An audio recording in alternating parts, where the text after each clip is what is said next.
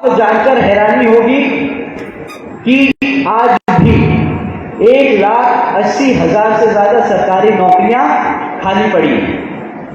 परंतु आज बीएसपी कहती है कि हमारी सरकार बनने पर इस बैकलॉग को सबसे पहले भरा जाए।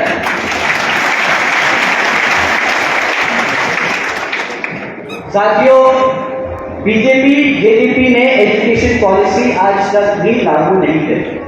इन्होंने पिछले 10 सालों में कई बार कमेटी बनाई, कई बार रिकमेंडेशन ली, पर आज तक इन्होंने एजुकेशन पॉलिसी को जमीनी स्तर पे लागू नहीं किया। पर बीएसपी ने अपने पूर्व सरकारों की तरह आज यहां कहती है कि जिस तरह पिछले बुंदेलखंड क्षेत्र में बाबा साहब doctor Bhimrao Ambedkar medical college और झांसी में माननीय श्री कांशीराम जी पैरामेडिकल ट्रेनिंग कॉलेज की स्थापना की थी, उसी तरह यहाँ पर भी हमारे बच्चों को एजुकेशन में आगे बढ़ाने के लिए मेडिकल कॉलेजेस और ट्रेनिंग सेंटर्स की स्थापना करें। साथियों, आज भी यहाँ पर आशा वर्कर्स लंबे समय से अपनी मांगों को लेकर धरने पर बैठे हैं, परंतु यहाँ की बीजेपी जेजेपी सरकार ने उनको नजरअंदाज करने के अलावा कुछ नहीं किया। पर आज बीएसपी यहाँ पर कहती है कि हरियाणा में सरकार बनने के बाद हम तुरंत ही हमारे आशा वर्कर्स की समस्याओं का उचित समाधान करने का काम करेंगे। साथियों, अगर बीजेपी और जेजेपी की सरकारें इतनी बुरी हैं तो कांग्रेस कुछ बेहतर नहीं है। कांग्रेस यहाँ पे डेरा डाले बैठी है और उसके पास कहने के लिए कुछ नहीं है सिवाय कि बीएसपी तो बीजेपी की बी टीम है। परंतु साथियों, ये हकीकत तो कांग्रेस की ये है कि वह उनके पास खुद कुछ बताने को नहीं है, तो अपना वोट हमारे साथियों को गुमराह करने के लिए वो ये बार बार हमारे सभी युवा साथियों और बुजुर्गों के बीच में जाके ये कहती है कि बीएसपी तो बीजेपी की बी टीम है। कांग्रेस वालों से पूछ लीजिए, भाई जब तक तुम सरकार में थे, भाई तुमने तो पूरे देश में राज किया और हरियाणा में भी कई वर्षों तक राज किया। बीएसपी भी बीजेपी की बी टीम है के अलावा तुम बता दो कि तुमने यहाँ पे हमारे समाज के लिए क्या काम किया। चुप्पी साधे खड़े हो जाएंगे और फटके हाथ में आ जाएंगे,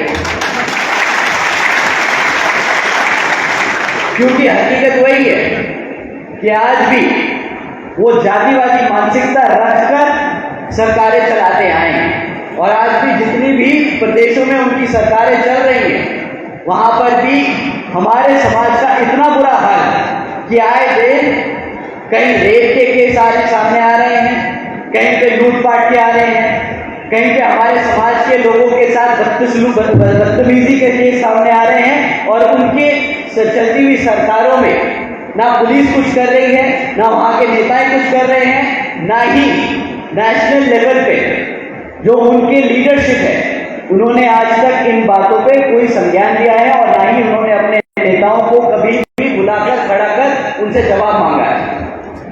जिस पार्टी की लीडरशिप अपने समाज के लिए, हमारे समाज के लिए अगर इतना नहीं कर सकती कि उनकी चलती हुई सरकारों में हमारे समाज का ध्यान रख सके, तो वो यहाँ पर आपके हरियाणा में क्या काम करेगी।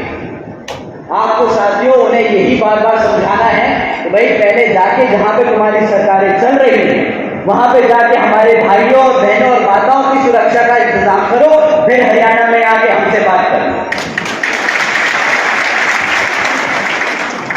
पर साथियों, जैसा कि आप जानते हैं, बीएसपी कभी भी चुनाव से पहले कोई मैनिफेस्टो जारी नहीं करती।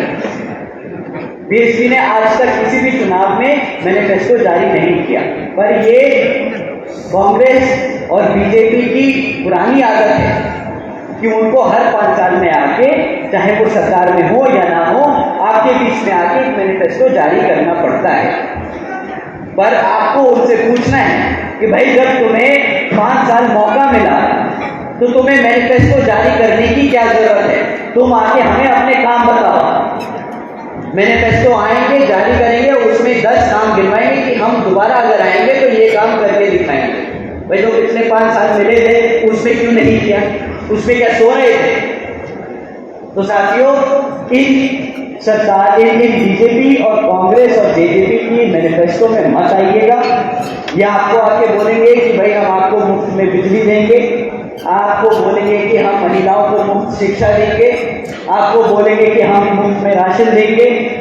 आप उनसे पूछिएगा कि भाई पिछले 5 साल में आपने हमें नौकरी के कितने अवसर दिए? ना हमें मुफ्त में घर चाहिए, ना बिजली चाहिए, ना शिक्षा चाहिए। आप हमें बता दीजिए कि आपने हमारे बच्चों के लिए कितनी नौकरियां प्राप्त कराई। अगर आप लोगों के बच्चों के पास नौकरी है तो वो अपना खाना पीना खुद देख सकते हैं, अपना खर्चा खुद उठा सकते हैं, अपने बच्चों को अपने आप खुद पढ़ा सकते हैं। साथियों, बाबा साहब ने संविधान में हमें आरक्षण की व्यवस्था तय करके दी। वो इसीलिए दी थी ताकि हमारा समाज अपने पैरों पर खुद खड़ा हो सके, ना कि इन मनोवादी सोच रखने वाली पॉलिटिकल पार्टीज के सामने हाथ फैलाए और हर 5 साल में इनसे विनती करे कि हमें आप मुफ्त में रोजगार दें या मुफ्त में हमें आप राशन दें, बिजली पानी दें।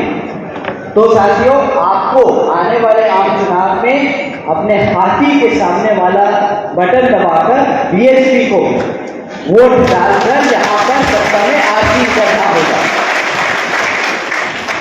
साथियों, जब जब बहन जी की सरकारें रही, आपको याद करना है, जब जब बहन जी की सरकारें रही तब तब समय से हमें याद आता है कि जब बहन जी ने जो काम किए वो यहाँ पे आपके हरियाणा स्टेट में दोहराए जाएंगे।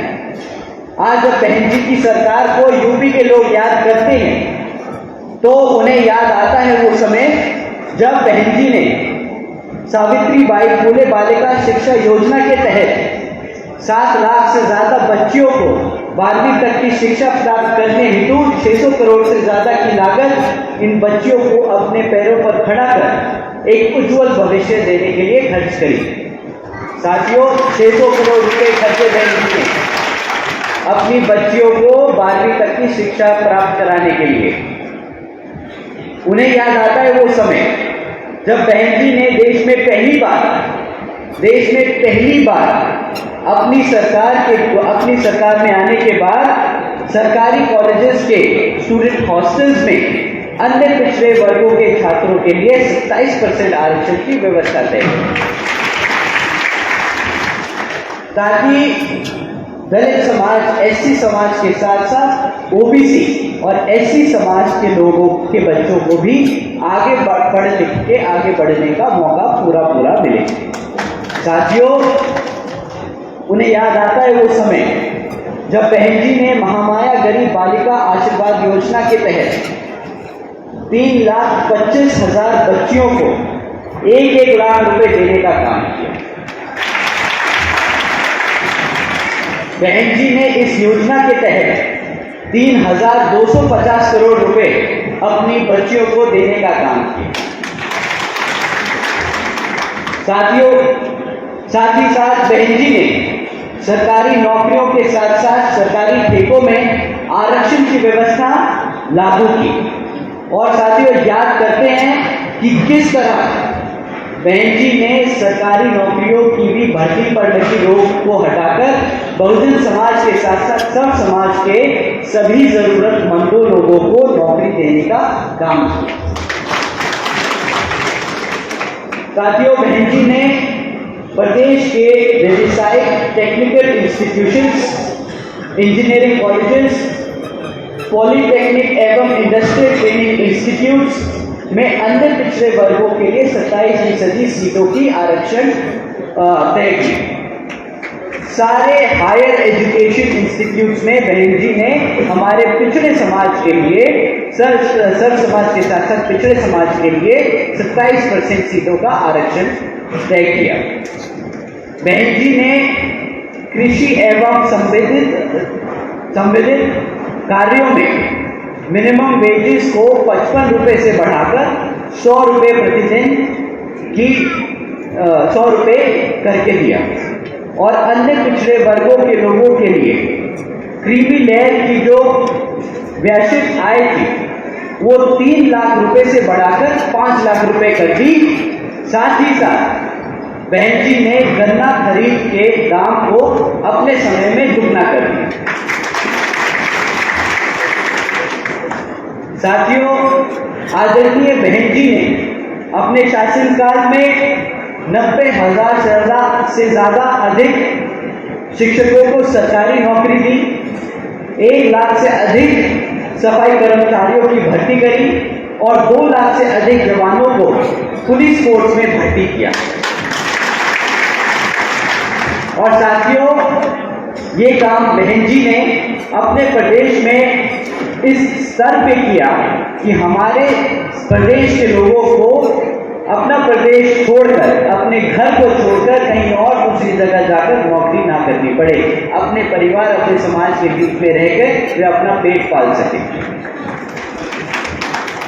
तो साथियों, हमें बाबा साहब के दिखाए रास्तों पर चलकर, मान्यवर साहब के बताए तरीकों का इस्तेमाल कर और बहन जी के बेबाक अंदाज को अपने दिल और दिमाग से अपनाना होगा। तो साथियों, समय आ गया है कि अब हम सब एकजुट होकर समाज के हर एक व्यक्ति को बसपा से जोड़कर बता दें कि हम आ रहे हैं हर एक उस चीज के लिए जो इस संविधान में हमारे गुरु हमारे लिए देकर गए हैं, हमारे बाबा साहब डॉक्टर भीमराव अंबेडकर जी।